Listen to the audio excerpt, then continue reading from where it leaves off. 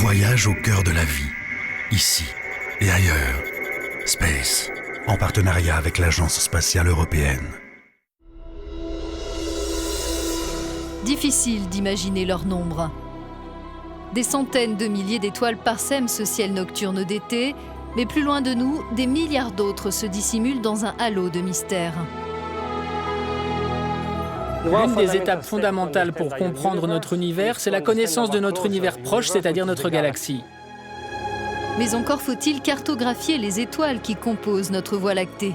C'est toute la mission de Gaia, un satellite lancé par l'Agence spatiale européenne qui est capable de scanner le ciel avec une précision extraordinaire. L'objectif principal avec Gaia, c'est d'en apprendre plus sur l'histoire de la galaxie, sur l'archéologie de notre Voie lactée.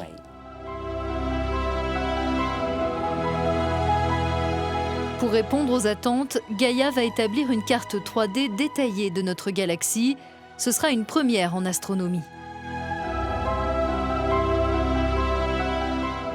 Les précisions sur les positions des étoiles seront bien plus importantes que ce qu'on peut faire depuis le sol. Au moins 1000 fois supérieures.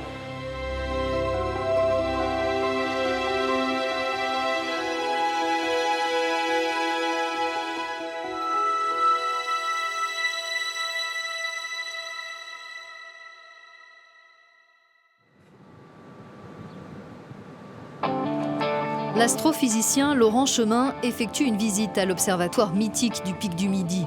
Un site perché sur un sommet des Pyrénées françaises, un lieu de pèlerinage pour les passionnés d'étoiles depuis plus d'un siècle. Aujourd'hui, le plus grand télescope installé ici se voit chargé d'une nouvelle mission. Il va servir de point de référence pour Gaia. Ici, il y a un instrument que j'utilise régulièrement. Et cet instrument, il est utilisé pour pouvoir mesurer les vitesses des étoiles par rapport à nous. Et ces observations qu'on fait depuis le sol, elles nous permettent de calibrer, d'étalonner le spectrographe embarqué dans Gaia, dans la mission Gaia. Cet observatoire, situé à 2800 mètres d'altitude, est le lieu idéal pour prendre nos marques. Première interrogation, où sommes-nous exactement d'un point de vue galactique ?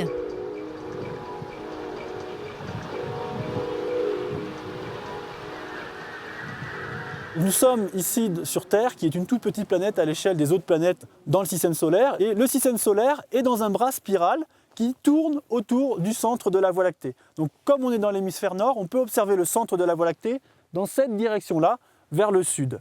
Et il tourne autour du centre de la galaxie avec une vitesse d'à peu près 220 km par seconde.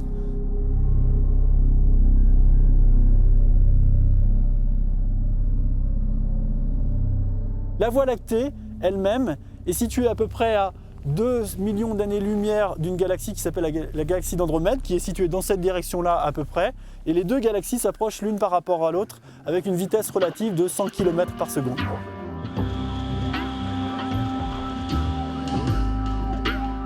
Calculer la position relative, la trajectoire et la vitesse des étoiles de notre galaxie est l'un des défis les plus ambitieux en astronomie. Il en est ainsi depuis que cette science existe. La cartographie des étoiles, que l'on appelle aussi astrométrie, a connu ses premières avancées grâce à un astronome grec au IIe siècle avant Jésus-Christ.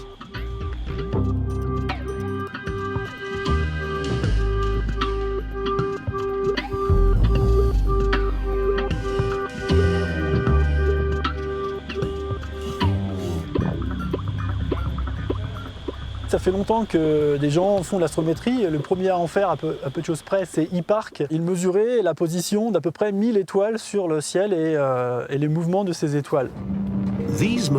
En 1989, l'ESA a rendu hommage à l'astronome en lançant un satellite baptisé Hipparcos.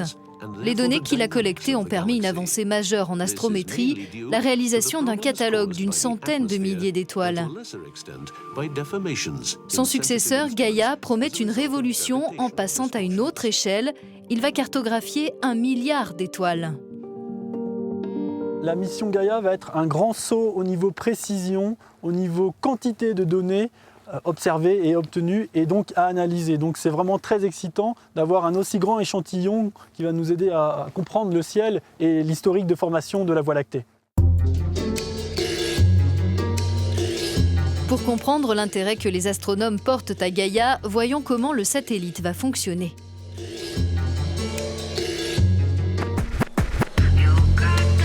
À bord de cette machine construite par Astrium à Toulouse se trouve la plus grande caméra numérique jamais conçue pour une mission spatiale.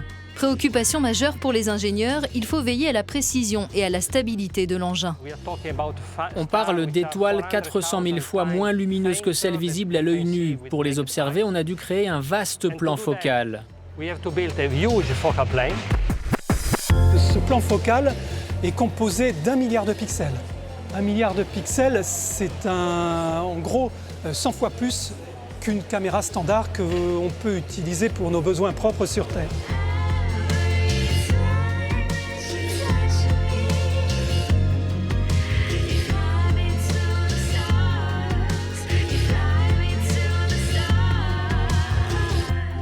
Le deuxième défi, c'est d'effectuer des mesures avec une précision très élevée.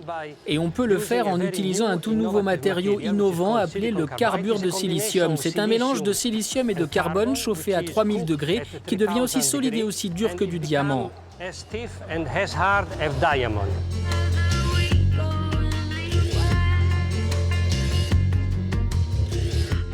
Le carbure de silicium constitue donc l'ensemble du banc optique, à savoir les miroirs, la structure des télescopes et également la structure du plan focal.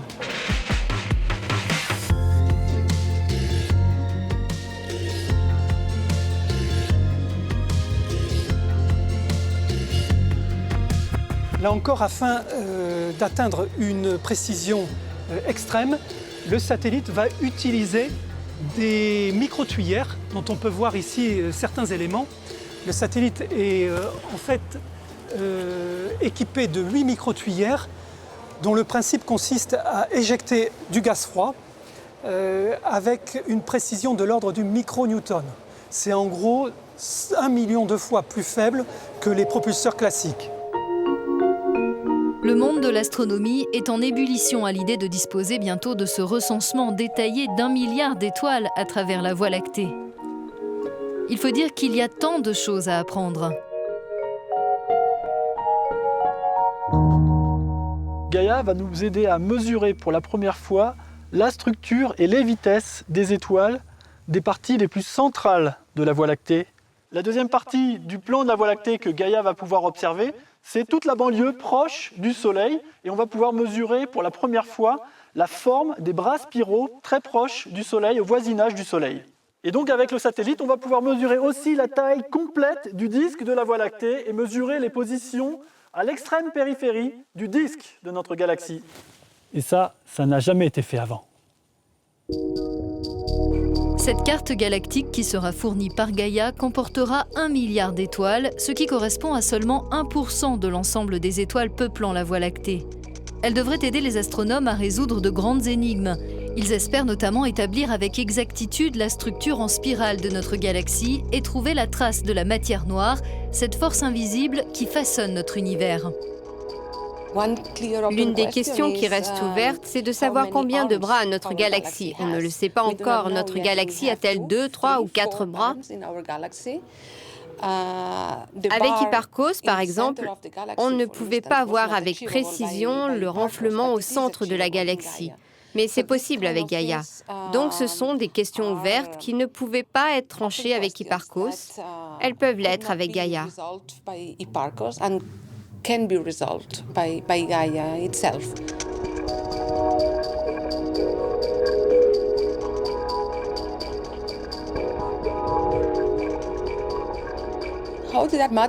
Comment la matière noire se répartit-elle dans l'espace? Est-elle plus concentrée près du disque ou au sein de l'halo?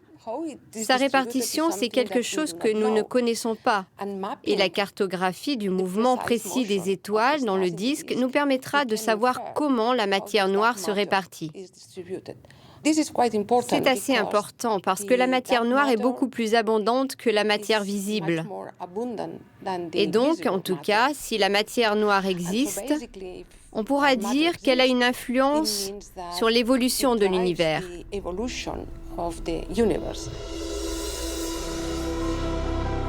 Les scientifiques utiliseront l'immense base de données de Gaïa pour remonter dans l'histoire de notre galaxie et voir comment celle-ci s'est formée et a évolué. Mais ils espèrent aussi que cette carte 3D livrera des enseignements inattendus. Je suis en mesure d'imaginer ce qu'on pourra apprendre en fonction de nos connaissances actuelles. Donc, on connaît déjà des choses, mais on veut les connaître avec une plus grande précision. On pourra confirmer ou infirmer certaines théories. Mais j'ai encore plus d'attentes concernant de nouvelles idées qu'on pourrait avoir et qu'on ne peut pas encore imaginer.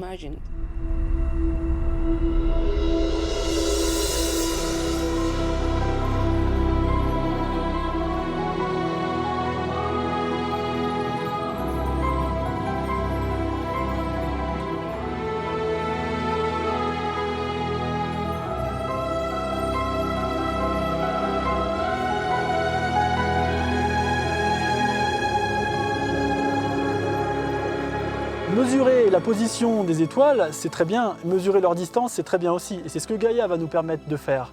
Et quand on va connaître la position individuelle de chacune des étoiles, on va pouvoir reconstruire la forme, la morphologie du disque de la Voie lactée. On va pouvoir savoir à quoi elle ressemble. Est-ce qu'elle est typique? Est-ce qu'elle ressemble à d'autres galaxies qui sont autour de nous?